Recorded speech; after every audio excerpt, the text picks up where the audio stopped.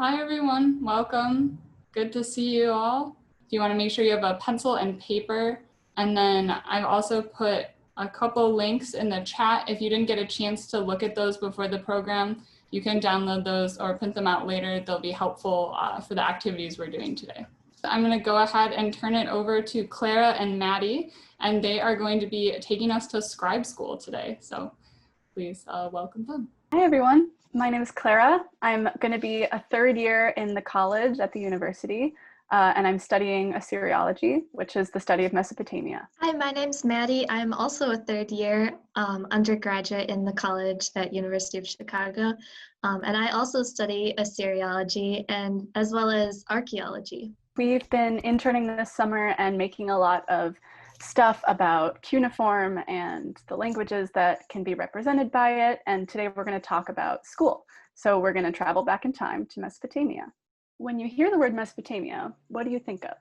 So I'm seeing people say a place, someone doesn't know what it means. So here's the place, Mesopotamia, and it's between these two rivers. It literally translates to the land of the rivers. And you can see on this map, there's a lot of farmers and herders. So that's kind of what Mesopotamia was all about when it was first starting. It was mostly agricultural, and this is what it likely would have looked like.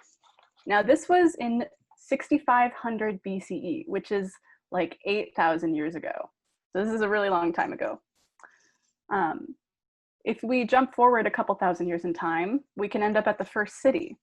So though Mesopotamia started as a sort of farming civilization, they pretty quickly grew and grew. It probably didn't start this big. It probably just started as one of the little quadrants and then slowly became this huge. If we're talking about, famous Mesopotamian cities, maybe you guys have heard of Babylon. Babylon started as a small town, but by 1770 BCE, which is still like 4,000 years ago, it was the largest city in the world. And this gate here was called the Ishtar Gate. And it was decorated with lions and other mythical creatures. And a fun fact is that the OI has 2 of them. So when we open up, you guys should come and see them. So how do we know that that's what was there? Well, if you were at the junior archaeology session, then you know that we can tell from the levels of the earth where buildings might have been. In fact, sometimes there are still walls standing. So this is what's left today of the first city that we just saw. Now, these aren't the only things to come out of Mesopotamia. In fact, it's known for many great firsts. Some of these inventions are the wheel, cereal crops, or the invention of writing.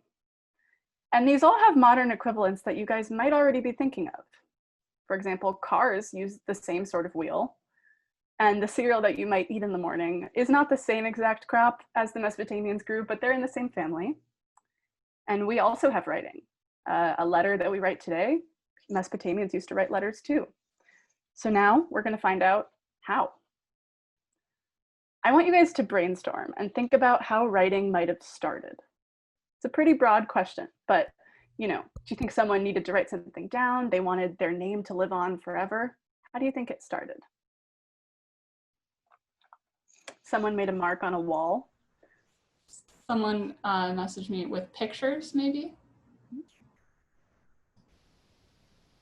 I'll give you a hint.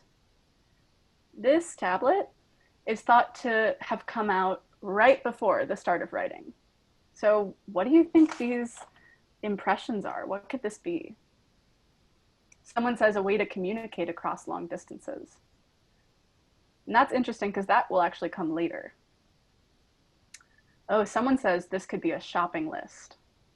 Someone says human hand imprint, and that's actually really cool because if you look at the sides, you can see fingerprints because of course this clay had to be formed by someone. So whoever said shopping list, Benjamin, you are right. These are counting something, but we don't really know what they're counting. So that's why the language has to evolve. It has to grow and it has to change. So you can see it started with these tokens that were counting something, and then like that tablet we just saw, they were pressing them in to count something. Then they started adding drawings of what the things were. And these drawings, once they used to be turned the way we normally would expect them to be, but soon they turned them on their sides so that they could then, shift them into the script. So you can see it started out looking like a head and then slowly starts to get a little more complicated, a little more abstract, and stops actually looking like something you can recognize. But the pictures that it started with are really similar to emojis or things that we see today. It's the way to represent an idea or word through a picture. Now, the pictures didn't stay forever. Soon they went away. And by the time we get to here, to like the 2000s BC, it looks pretty different from where we started. And that brings me to a common mistake. People think that cuneiform is a language, but it's really not. It's a script that represents a language. So here I have the word for Uruk, the city that we saw earlier, in two different languages, Sumerian and Akkadian. You can see there's one sign that's the same, but both languages have a different way of like saying that something is a city. So this is a pretty good example of how they're using the same script for two different languages. There are tons of languages that use cuneiform. And a fun fact is that people believe that taking symbols representing language influenced Egyptians to do the same with hieroglyphs. So now you know what Mesopotamia is, you know they invented writing, and I want you to think about where the writing would have been. First, you can think about today and look around your house and see how you kind of see writing everywhere, right? What about when you're driving on the street? Do you think it was the same in Mesopotamia? Alex says a stone tablet. That's true. Writing mostly would have been on tablets in Mesopotamia. Writing on buildings.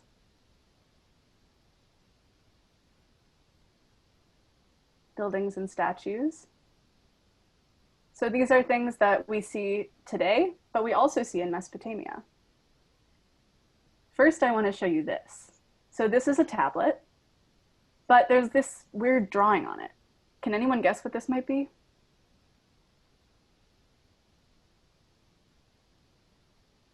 It's the sun. Almost. It looks like a sun, but it's actually the Babylonian map of the world. So this is how they saw their world back then.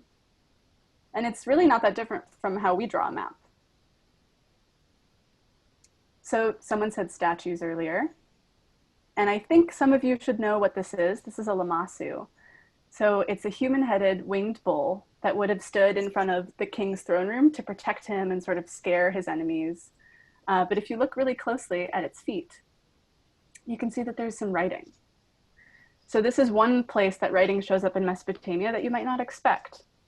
But since not everyone could read and write, it's been theorized that they may have used some paint to highlight certain parts so that even if you couldn't read, you could at least see the name of the king or maybe his most important victory in battle. And should this remind you of anything from today? Well, how about the Statue of Liberty? She's a lot like a lamassu. She stands to guard, but also to welcome. And she also has an inscription in a language that most of us probably can't read. But notice that some of the words are bigger. So a lot like the highlighting, they're pointing you to the important names, the name of the statue or the sculpture.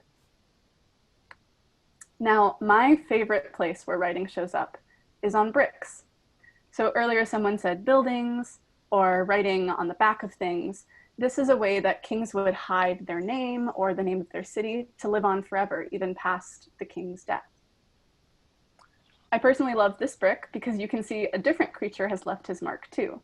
So some dog 4,000 years ago accidentally trampled on this brick before it dried and left his mark. The bricks remind me of something like this. Does anyone know where you might see this? Floor, bank, yep, at a school. Yeah, museum, church. Sometimes you'll see this at a public library. So usually this is when people are trying to fundraise and then they'll pay to get their name inscribed on a brick outside. And this is a sort of modern way of the same thing that kings would do. Now, when it comes to the, someone also suggested Hollywood, which I thought was a very good connection. That's a great one, yeah. Oh, someone says also, or a bench in a park or something like that. We'll come back to the paw print. So sometimes People do this on purpose.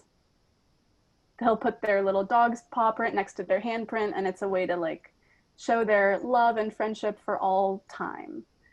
But it also could have been an accident like this cat, and we'll never know.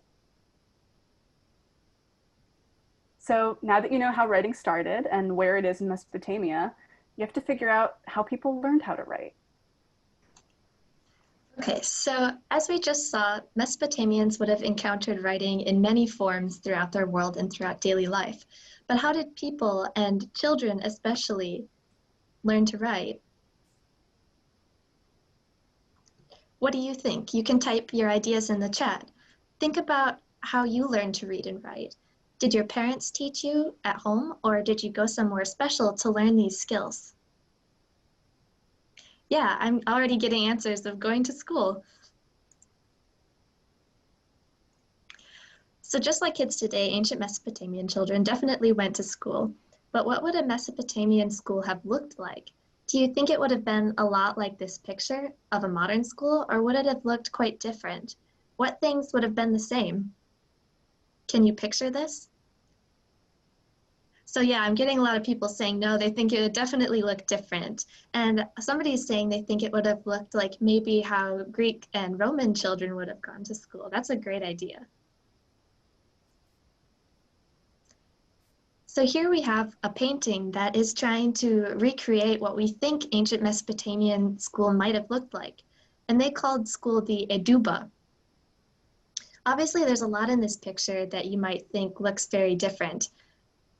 But there's also quite a lot that looks the same. In both pictures, we saw students sitting and listening to their teacher. The teacher is examining a student's writing and giving them feedback. And all the students are hard at work on their learning. So there's a lot that's really not that different than how we go to school today. But if you look at the picture, who do you see as the students? Who do you think would have gotten the opportunity to go to school in ancient times? Yeah, somebody's suggesting that it was probably a lot of boys getting to go to school. And that is mostly true. Not everybody got to go to school in ancient Mesopotamia like most people do now. And it was quite an honor to get to go to school.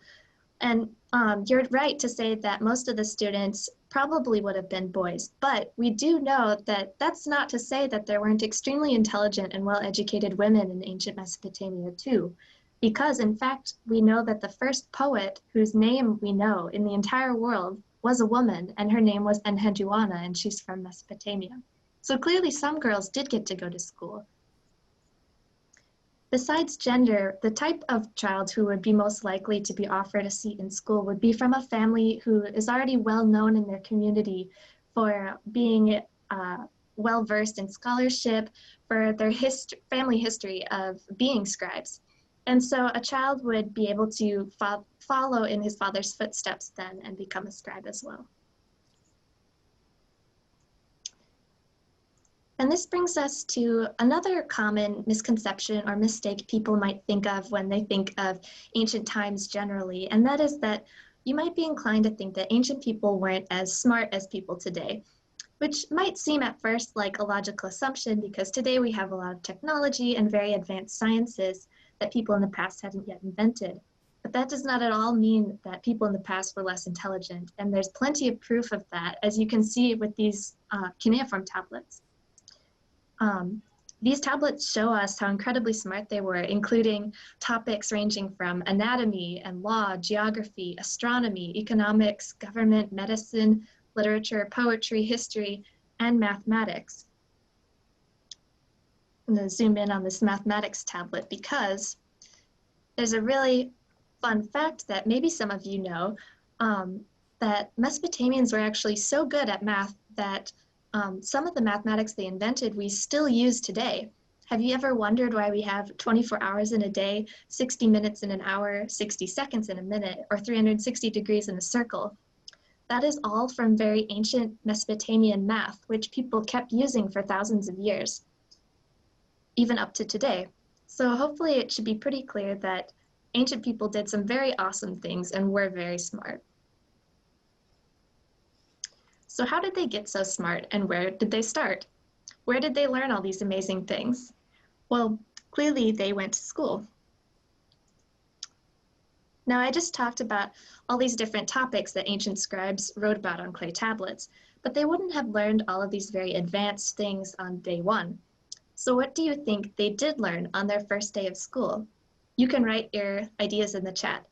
Imagine you're going to the equivalent of kindergarten or first grade in ancient Mesopotamia. What do you think you'd be taught on the very first day? Cordelia Phillips has her hand raised. You want to go ahead, Cordelia? This was from earlier about how people are like the thing about ancient people and smartness and all that. But what I'm kind of heard, one time I was looking at a thing I have called Little Passports, and there's an online thing on it. And they were on it. They had a few pictures of hieroglyphics, or hieroglyphs, or what they're called. And I saw a picture of a light bulb on the hieroglyph. Yeah, so I guess sometimes we'll see, I'm sure you've seen cuneiform symbols, Clara and Maddie, that remind us of things we see today, right? Yeah, definitely. And we're actually going to talk about that later in the program and show you how you can use that idea of cuneiform signs, or like you were seeing with the hieroglyphs, symbols that look like the real life thing they represent. And that helps us as modern people to try to understand what the ancient scribes were writing about.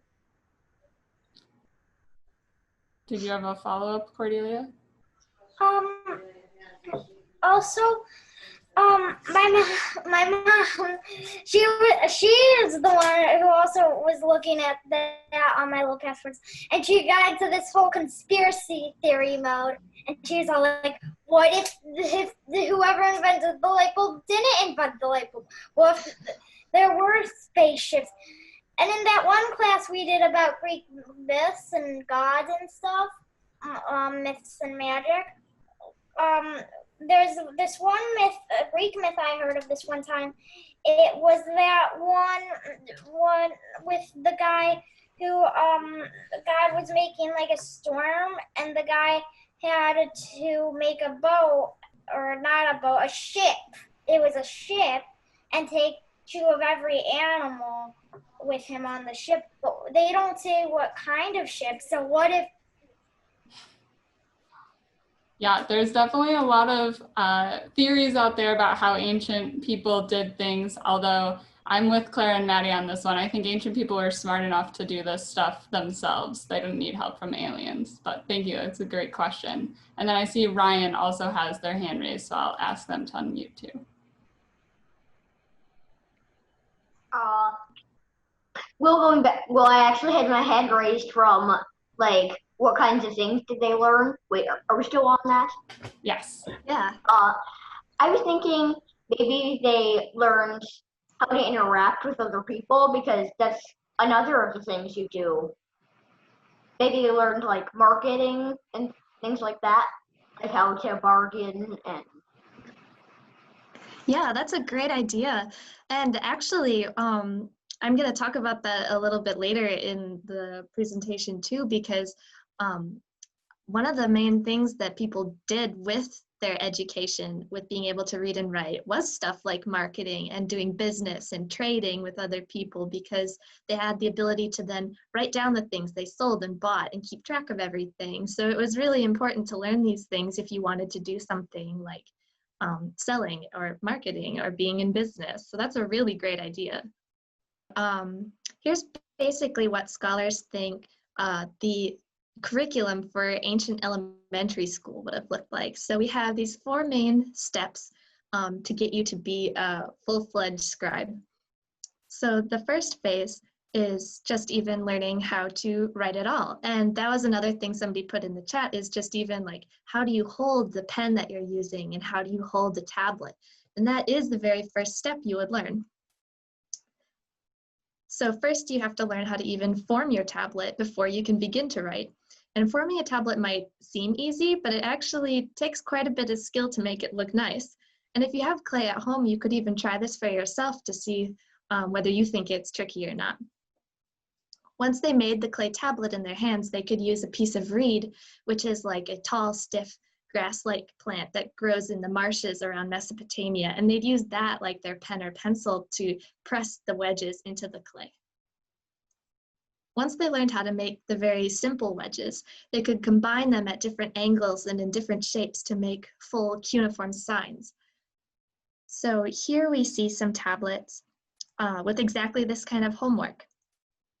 On the left, or kind of middle here, we see a sign being repeated over and over on the tablet.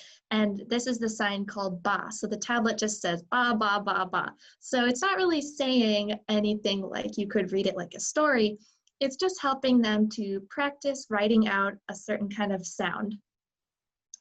And the same we see on this tablet. It has a sign that you might pronounce as za, and then we see there's some more of the ba sign a little bit more down, and then some other signs. So once Scribe students master that skill of just writing out some simple signs, they can combine them to write full words now. And this tablet shows some people's names on it. So this is one of the really fun early exercises you could do pretty quickly in your scribal education, is learning to write your own name and other people's names. And this is pretty fun because you actually can write your own name in cuneiform, and we're going to have you do that at the end of the program. So I bet some of this ancient homework sounds kind of familiar to you. So I think that these scribe exercises remind me a lot of this kind of homework I had when I was little. And these try to make students practice writing out the shapes of the symbols that we use in our own language to express what we're saying. And that's a lot like those tablets where they kept writing ba, ba, ba over and over. It's a lot like writing the letter B in English over and over. And then Maddie, we had a question from Kai. I'll ask them to unmute. I'm just asking something about their mathematics.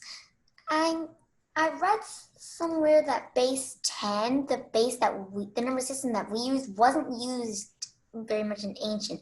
So which base did the Mesopotamians use? Yeah, that's a really great question. So they would have used base 60. Sorry, what were you saying?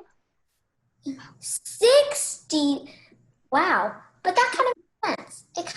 It has a very high amount of ways that you can split it. Yeah. Probably be very hard to memorize all the different things. Yeah, and that's why, like I was talking about before, you might see that today we have 60 seconds in a minute, or 60 minutes in an hour. And that's from that base 60 system that the Mesopotamians used. Cool, so now we're looking at the phase 2 of scribal education. And this second phase, you're now moving on to something a little bit more complex than we saw before. So now they're writing out lists of nouns or objects they see in the world around them. And they're often organized by a theme. So we have a list of metal objects, a list of fish, a list of trees. This tablet is a list of birds. And I just wanted to show you how we can tell that it's a list of birds, because on the right-hand side, the sign that we see repeated in each line means bird. And then the signs on the left that are different every time are indicating that's different bird species. So that's pretty cool. But these lists of objects might seem like maybe it's a fun way to practice, maybe it's a boring way to practice, but why are they writing so many lists? Why is this so important to them to do? So actually there's a very important reason why lists are used in school, and we still use lists today to teach. Most of you, if not all of you, have probably seen a vocabulary list like this one from your own teachers. And these kinds of vocab lists are really useful for learning lots of new words. But also, the ancient Eduba teacher could make students try to recall how to write, pronounce, and define vocabulary from their memory alone, from the teacher's handwritten copy that the student then copies, or the teacher speaking the word and the student has to remember how that speech turns into writing. So they could test a lot of different reading and writing skills with just simple lists. Phase 3 would have been even more complicated lists and more math skills. So this list is a pretty famous one called the list of professions or jobs. So all of these slots you see here have a name of pretty much mostly government people, and the very first one on the list is the king. And you can see the signs look kind of complicated, so it would have been harder for Scrabble students to write this one. This tablet is a student calculating square roots, which some of you might have learned about in your own math classes. And further to the right, this tablet is a list of agricultural fields and their area measures. And I think this one is pretty cool because we still get a lot of math homework like this today that's like a word problem, and you have to figure out how this real life scenario can have math used to figure out answers and solve problems. Another fun fact about Mesopotamian math is that they memorized their math facts a lot like we do. So a lot of you have probably seen these kinds of flashcards or used them yourself to memorize multiplication and addition. And Mesopotamians basically did the same thing, but on a clay tablet, or like a clay flashcard essentially. So on this tablet, you can see the left-hand side is kind of like math problems in cuneiform, and then to the right, we have the answers. So they could kind of quiz themselves on their math facts a lot like we do. The last phase of primary education was learning to put the different words they're using or learning into real sentences with full subject and action. So they're actually learning to put the vocabulary they're learning to a real use. They like to do this in a couple different ways. And the first is to make fake versions of the kinds of texts that they would later be writing in their jobs. So for instance, many Scrabble students, like somebody mentioned before, would go on to work in business. So they would practice in school by writing out the kinds of business documents, like the ones they'd later need to know how to make for real. But these ones were just practice and therefore not real. But this is kind of like a creative writing exercise that we might do in school today. And the tablet I put up a picture of here talks about a person who loans some silver, which is their version of money, to another person. So this is a very common and useful type of thing to know how to write. The other way they like to practice full sentences is kind of more creative and colorful, and this is writing proverbs. So a proverb is a short saying, often just one sentence, and it has like a little lesson or moral in it, or says something wise about something basic truth in the world, or what's the right way to be or act. So I've put up some Mesopotamian proverbs here. If a scribe knows only a single line, but his handwriting is good, he is indeed a scribe. A scribe who does not know Sumerian, which is a cuneiform language, what kind of scribe is he? A chattering scribe's guilt is great. So these proverbs I think are really fun and interesting because they tell us what makes a good student in the eyes of an ancient Mesopotamian. And we can clearly see that they think a good student should have nice handwriting, know their cuneiform well, and not be too chatty in the classroom. And isn't it funny that 4,000 years ago, students were still being told to not be so chatty in the classroom, just like today.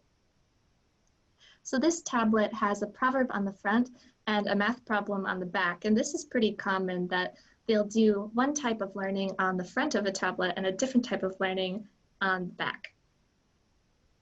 So again, we have assignments that seem a lot like these today.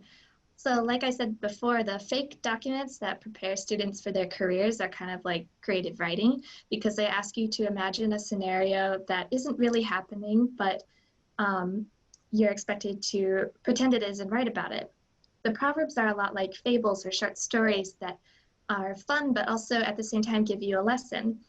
And the back of the proverb had that math problem that kind of looks like these math problems. So what would come after scribe school? If you remember, I mentioned that scribes might go on to have jobs in business, but is that the only kind of job you think they could have? What else do you think you could do as an ancient scribe with your ability to read and write? We use scribe as a general term, but scribes could specialize in different things that they liked. So scribes could choose from a few different paths to take. They could continue their education by studying something even more specific like literature, or just being an expert in a particular science like astronomy. Or they could go straight into a career, often something in the government or business. You could even be a professional letter writer. It said magic in the sciences, and I'm not sure exactly what that means. Yeah, so there's a lot of really fascinating texts from Mesopotamia that talk about magic. They have rituals they like to do against different diseases or against demons, or like to bring good luck. And Be in so, the favor of the gods. yeah, and so magic and science in ancient Mesopotamia are kind of one and the same thing. They didn't think that these were two separate things, but kind of worked together. I actually had something to point out. Sure. If we look at languages of other foreign countries, like in Asia and other places like that, you would guess that their language originated from the cuneiform of Mesopotamia. Yeah, I'm not entirely sure about like the spread of different languages and influencing each other, but I think typically we think of there being like four main origins for writing in the world. And so those are Mesopotamia, Egypt, Mesoamerica, and China. So I would probably guess that a lot of the writing systems we see in East Asia are probably stemming from ancient Chinese writing.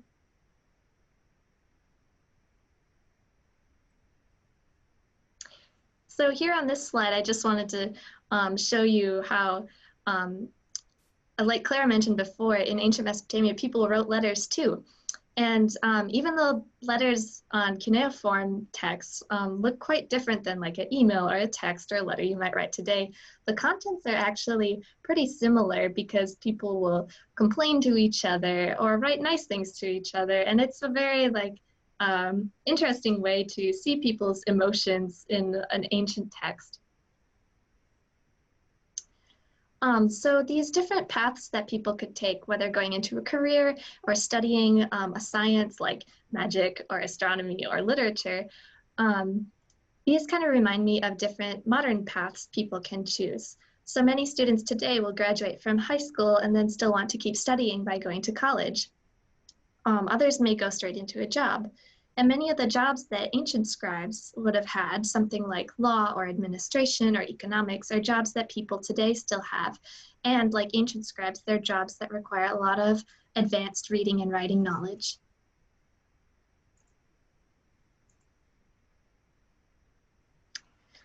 So now I want you to think about your school today.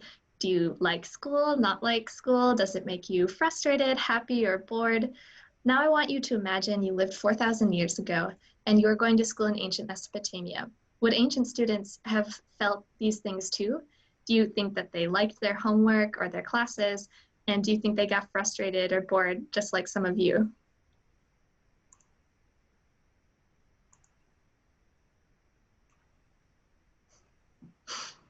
So I'm getting some responses in the chat that people have definitely felt frustrated in school before. And hopefully you'll feel comforted by the fact that we know that ancient students also felt really frustrated in school. But how do we know this? So if you look at the picture on the left, you'll see a person holding a cuneiform tablet. And it's really hard to see in this picture, but this is a really special tablet because we can actually see on it that somebody took their hand and squished it and crushed the tablet because they were so frustrated with the homework they were working on that they just wanted to crumple it up and throw it away. And then on the tablet at the right, if you look at the bottom, you can see there's actually a picture on it. This is actually an ancient doodle. So somebody got bored in their class, finished their homework, and decided that they wanted to doodle a picture of their teacher. But we also know that they probably had some fun at school. And we know this because we've actually found board games in the buildings which were used as schools. And you can see in the middle, this is a board game called the Royal Game of Ur. And then around the sides, you can see there are other game pieces. And in the bottom right, there's a piece that looks like dice.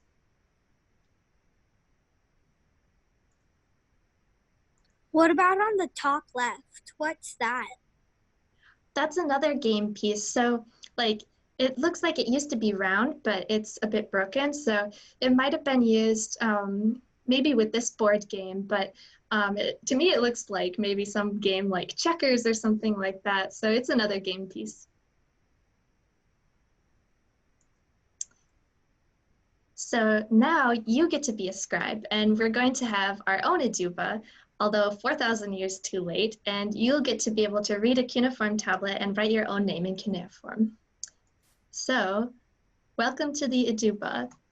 It's day 1 of scribe school, and you're being handed your first assignment in training, and your teacher wants you to read this tablet, but can you? You might think you can't read it, but you actually can without any training in cuneiform yet. So if you have the worksheet in front of you, you can write on that, or if you don't have the worksheet, you can write on a piece of scrap paper. I just want you to think about your ideas of what you think some of these signs mean. So we have this sign in the upper left that looks like 2 kind of cone shapes. And then, so that's the upper left. And then if you look in the upper right, there's another kind of like abstract shape, and it's kind of broken there. So that one's kind of tricky. And then in the middle, we have this like circle with a cross in it. And then the sign at the bottom, which is a combination of this long sign and this littler one. So yeah, you can write your... You also should remember that the signs would have been turned before. So you kind of have to turn it in your head so that the cone opening is facing up. Yeah, so if you imagine like this right-hand side of the picture, if that was turned so it became the bottom, and then maybe the pictures or the signs will start to look more like pictures. Maybe you have to tilt your head. Yeah. Yeah. The sign on the top left, it kind of looks like 2 nails. Yeah, it does. That's a really good idea. I have some more ideas in the chat. Somebody says something looks kind of like a face. That's a really good idea. Somebody says little cattle. That's good. God, queen. Ryan, I see you raising your hand. You can unmute yourself. I think that circle with the cross in it, it looks kind of like a target, and since the bottom thing looked like a bird, maybe they hunted birds back then. That's a really good idea. Someone also suggested fish. Maybe the middle one was a window, a drawing of a window. That's really good too. Yeah, it definitely does look like a window. Okay. I see Aiden has their hand raised.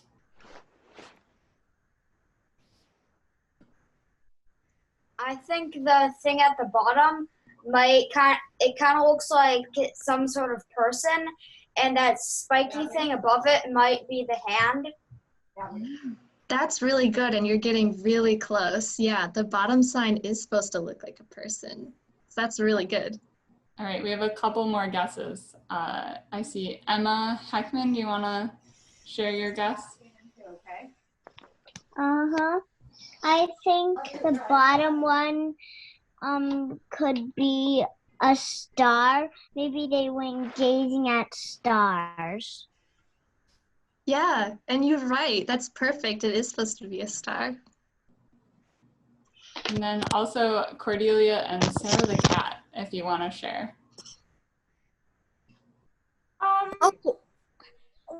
Somebody said that the top left corner, it looks like 2 nails. Also, if you turn your head this way, it kind of looks like 2 eyes looking down. That's a really good idea too. Do you guys want to see the answers that Assyriologists think this tablet looks like? Yeah. I also have one more thing. Sure.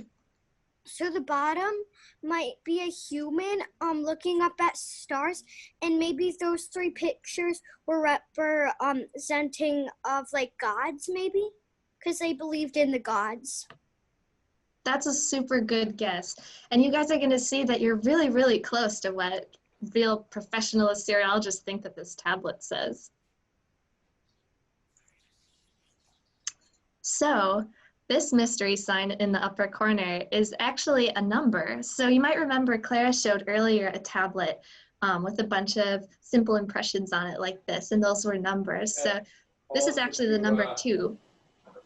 Have any other questions when you're in Safeway? I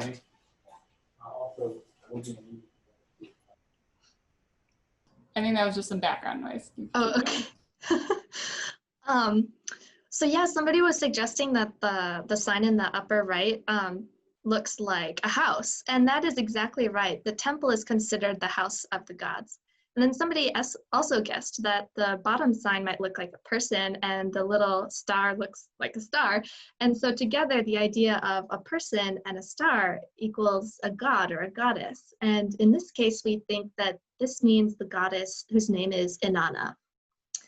But then the mystery sign in the middle, people had a bit more debate about, like, it could be a window, it could be a target. There's actually something pretty funny that we think this sign means. So this is still pictographic, but it's depicting something that you might not expect. So in the Middle East, sheep have this really weird tail. It's really like fat and big and split down the middle. So it kind of looks like this shape that they're now using to represent the sheep. So this sign actually means sheep. So now we can put together all of the things that we know and read the whole tablet. So we have the number 2 plus sheep, so 2 sheep, and they're going towards the temple, so 2 sheep for the temple of the goddess, whose name is Inanna. So now you've read an entire cuneiform tablet. Now you're going to learn how to write in cuneiform. So if you have the worksheet, you can follow along. There's some more writing on there, so you don't have to read all that if you don't want. The biggest thing that you guys are going to have to pay attention to is that cuneiform signs are not letters. They're like collections of letters that are called syllables. So instead of having A, B, and C, we would have something like Ab, B, and Ku. Now, because I said Ku, you might be thinking, well, where's the C? So that's just it. Cuneiform doesn't have some letters like C, F, J, O, V, X, and Y. And if your name has any of these, you might be thinking, what am I supposed to do?